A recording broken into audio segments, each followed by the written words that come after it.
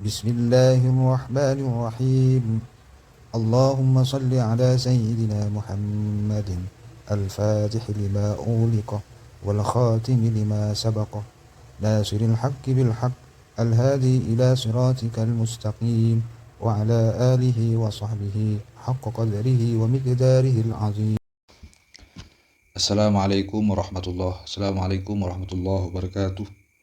Bismillah walhamdulillah wassalatu wassalamu ala rasulillah wa alihi wa sahbihi wa mawalah. Asyhadu an la ilaha illallah wa asyhadu anna muhammadan abduhu wa rasuluh. Qala al-mu'allifu rahimahullah wa nafa'ana bihi wa ulumihi wa amatna bi asrarihi amin ya rabbal alamin. Kali ini Al-Fakir akan melanjutkan pembacaan kitab Ihya Ulumuddin, yaitu masih di kitab Asroris Shaum, tapi yang terakhir ini ya, seputar rahasia, misteri rahasia dalam ritual ibadah puasa. Ihya Ulumuddin juz 1 halaman 223. Bismillahirrahmanirrahim. As-sadisu, tahapan yang keenam untuk bisa sampai pada shaumul khusus, puasa yang istimewa. Ayyakuna qalbuhu ba'dal iftari, hati seorang yang berpuasa ba'dal iftari, setelah membatalkan puasanya, ialah mu'allaqon, harus digantungkan, mutariban, harus menjadi mutaraban, harus terpaksa ataupun dibingungkan, bainal khaufi, di antara kekhawatiran, warraja'i, dan harapan. Harus begitu hatinya orang yang berpuasa. Karena idlai sayadri ayuqbalu shaumuhu, karena ia tidak tahu, idlai sayadri, karena ia si shaim tidak tahu hakikatnya, ayuqbalu shaumuhu, apakah puasanya diterima. Kalau diterima, maka fahuwa minal muqarrabin, si shaim adalah bagian dari komunitas hamba yang didekatkan kepada Allah. Au yuraddu alaihi, dan si shaim tidak tahu apakah puasanya itu tertolak alaihi, maka kalau tertolak fahuwa minal mamqutin, maka kalau tertolak, maka si shaim itu masuk pada bagian golongan orang yang mendapatkan kerugian. Waliyakun kadzalika fi akhir kulli ibadatin, maka hendaknya orang yang berpuasa waliyakun kadzalika, harus dalam keadaan seperti itu, bingung selebor di saat berbuka antara khauf dan roja. Bukan hanya di saat puasa, tapi fi akhir kulli ibadatin, di akhir tiap ibadah. Yafrahu, yang mana ia telah merampungkan minha, dari ibadah tersebut. Bukan hanya puasa, setiap selesai ibadah harus kebingungan antara khauf dan roja. Karena ia tidak tahu apakah apa yang ia amalkan diterima, sehingga ia termasuk minal muqarrabin, apakah tertolak, sehingga ia termasuk minal mamqutin, yang dijauhkan dari Allah. Maka faqad ruyah, maka sungguh telah diriwayatkan Al-Hasan bin Abil Hasan Al-Basri, ini dari Al-Hasan bin Abil Hasan Al-Basri, annahu marra biqaumin, sesungguhnya ia berjalan biqaumin, berjumpa dengan komunitas seseorang, komunitas manusia, kaum, wahum yadhakuna, mereka sedang tertawa, terbahak-bahak tertawa. Faqala, maka Al-Hasan bin Abil Hasan Al-Basri, ia berkata, Innallah azza wa jalla ja'ala syahr Ramadan mitmaron, sesungguhnya Allah azza wa jalla telah menjadikan bulan Ramadan ini mitmaron, sebagai tempat untuk berlomba-lomba, sebagai medan untuk berlomba-lomba, li khalqihi, bagi makhluknya, yastabiquna fihi li ta'atihi, sehingga makhluk-makhluk Allah di bulan Ramadan ini berlomba-lomba, li ta'atihi, untuk taat kepada Allah. Fasabaq, karena namanya berlomba-lomba, fasabaqa qaumun, ada satu komunitas ia memenangkan perlombaan itu, fafazu, sehingga dia menjadi beruntung. Namun kemudian wa takhlufu aqwamun, sebagian kaum yang lain ada yang dikalahkan, fakhabu, maka mereka menjadi gagal, menjadi sia-sia. Fal ajbu kullal ajib, maka sungguh heran, mengherankan, lidhahiki, bagi orang yang tertawa, al-la'ibi, yang bermain-main, fil yaumi, di suatu hari, alladzi yang mana hari itu adalah faza fihi telah beruntung di dalamnya as-sabiquna beberapa orang yang telah menang dalam perlombaannya, wa khaba dan menjadi gagal fihi di dalam hari itu al-mubtiluna siapa, yaitu orang-orang yang telah merusak puasanya. Jadi harus dipikirkan seperti itu. Ramadan adalah mitmar, medan perlombaan. Yang namanya perlombaan untuk menjalankan ketaatan terhadap Allah, ya ada yang menang, ada yang kalah.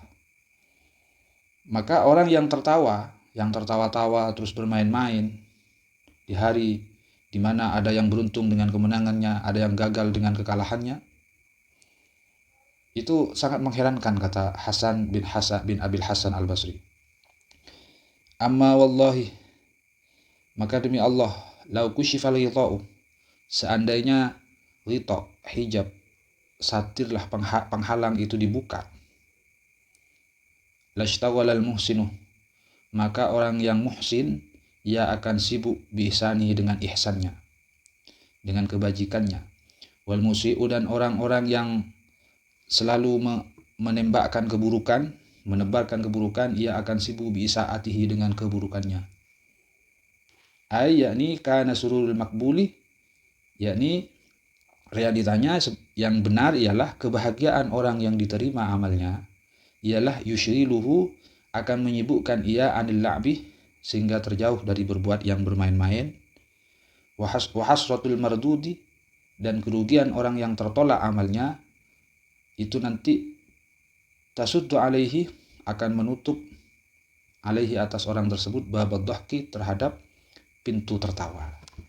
Jadi kalau puasa ini adalah mitmar, medan untuk berlomba, tentu yang makbul amalnya, yang menanglah, yang diterima amalnya, mereka akan sibuk dengan ketaatannya sehingga lupa dari perbuatan yang bersifatnya main-main, karena merasa lebih menikmati, lebih nikmat lagi dalam melakukan ketaatan.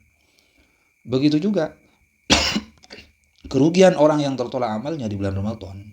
Ketika amalnya sudah tertolak, maka kerugian dirinya itu karena tertolak amalnya akan menutup dirinya daripada menghadap pintu tertawa. Nggak akan tertawa, paling nangis kalau sadar. Ini kata Al-Hasan Abil Hasan Al-Basri. Wa'il Ahnaf bin Qais, dari Ahnaf bin Qais, annahu qila, sesungguhnya Ahnaf bin Qais ini dikatakan, innaka syaikhun, sesungguhnya kamu adalah orang tua, kabirun, yang tua sekali, syekhun kabir, syekh yang besar. Wa inna siyama, dan sesungguhnya puasa, yud'ifukah, telah melemahkanmu. Lalu faqala, maka Ahnaf bin Qais berkata, menjawab pernyataan itu, mengomentari, inni u'idduhu li safarin tawilin, aku telah menyiapkan puasa ini untuk perjalanan yang panjang. Wa sabru ala ta'atillah, kata Ahnaf, sabar atas menjalankan taat kepada Allah subhanahu, ahwanu, itu lebih ringan, minas sabri, daripada mempraktekkan kesabaran, ala azabihi, menghadapi azabnya Allah. Ini Ahnaf bin Qais, katakanlah digojlok lah sama orang, innaka syaikhun kabir, kamu ini syekh besar, bukan hanya orang tua di sisi umur, tapi orang tua yang betul-betul diorangtuakan. Puasa ini telah melemahkan kamu, syekh. Maka kata Ahnaf bin Qais, inni u'idduhu li safarin tawilin, sungguh aku telah menyiapkan puasa ini untuk perjalanan yang panjang. Wasabru ala ta'atillahi subhanahu ahwaru minas sabri ala azabihi, mempraktikkan kesabaran dalam taat terhadap Allah itu jauh lebih ringan daripada mempraktikkan kesabaran menghadapi azab Allah. Fahadhihi huwal ma'ani al-batinah, maka ini adalah beberapa makna yang bersifat substansi, yang bersifat samar, dalam sekali, fi shaumi, di dalam puasa. Fa in qulta, maka bilang kau berucap, famanik tasara ala kaffi syahwatil batni wal farji, maka barang siapa yang hanya mengambil cukup ala kaffi syahwatil batni, atas mencegah syahwatnya perut, wal farji, dan mencegah syahwatnya kemaluan, namun watarokah, ia dalam keadaan meninggalkan hadhil ma'ani, terhadap beberapa makna ini, faqad qala al-fuqaha, maka sungguh beberapa ahli fikih ia berkata, shaumuhu sahihun, puasanya orang itu telah sahih, benar. karena sudah mampu mencegah syahwatnya perut dan syahwatnya kemaluan. Padahal al-ma'ani al-batinah seperti tadi masih belum diamalkan, bahkan ditinggalkan malah. Kalau disampaikan kepada ahli fikih, ya pasti ahli fikih menjawab shaumuhu sahih. Oh ya, itu sudah sah itu. Karena sudah tidak makan, tidak minum, tidak melakukan jima. Fama maknahu, lalu apa maknanya? Kan nggak ada maknanya. Kalau hanya nggak makan, nggak minum, terus tidak dijima. Tapi ma'ani yang batinah ditinggalkan. Nggak ada maknanya. Fa'lam, maka ketahuilah anna fuqaha az-zahiri, sesungguhnya ahli fikih, orang-orang yang ahli fikih ilmu zahir, yang hanya memahami ilmu zahir, yusbituna syurutaz zahir. Ia hanya menetapkan beberapa syarat zahir. Bi'adillatin, dengan beberapa dalil, hiya at'afu min hadhil adillah. Ia hanya menetapkan beberapa syarat zahir dengan beberapa dalil yang mana dalilnya itu sebetulnya lebih lemah daripada dalilnya ini, dalilnya al-ma'ani al-batinah ini, makna yang dalam ini lebih lemah. Allati auradnahu, lebih lemah daripada dalil allati auradnaha, yang telah kami haturkan, tawarkan, sampaikan, fi hadhi syurutil batinati, di dalam beberapa syarat yang batin, yang lebih mendalam. La siyama, lebih-lebih al-ghibah, mengumpat, wa amsalihah, dan beberapa contohnya ghibah. Jadi kalau mengikuti pada syurutul batinah, kalau syurut zahir kan hanya tidak makan, tidak minum, baru itu sah. Katakanlah rukunnya lah, tidak makan, tidak minum, tidak melakukan jima, itu sudah sah kalau menurut ahli zahir. Tapi menurut ahli batin, tidak cukup itu. Kamu tidak cukup hanya tidak makan, tidak minum, tidak jima, tapi juga harus tidak boleh ghibah, tidak boleh mengumpat, dan seterusnya.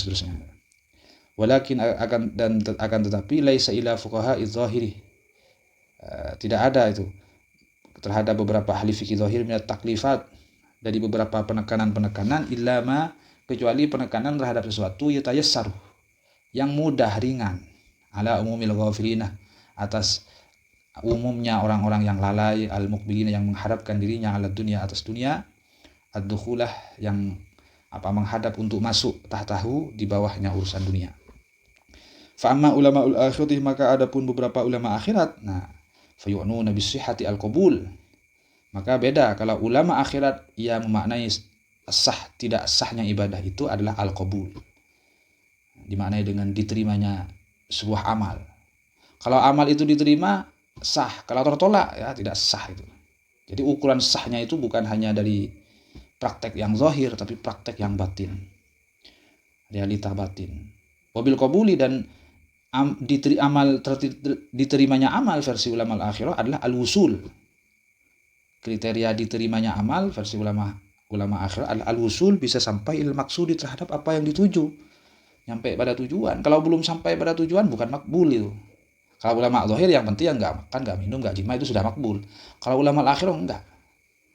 Yang makbul itu, yang sah itu yang makbul, yang diterima. Sedangkan yang diterima itu adalah ketika sudah sampai pada yang dituju, al-wusul il maksud. Jadi ulama akhirah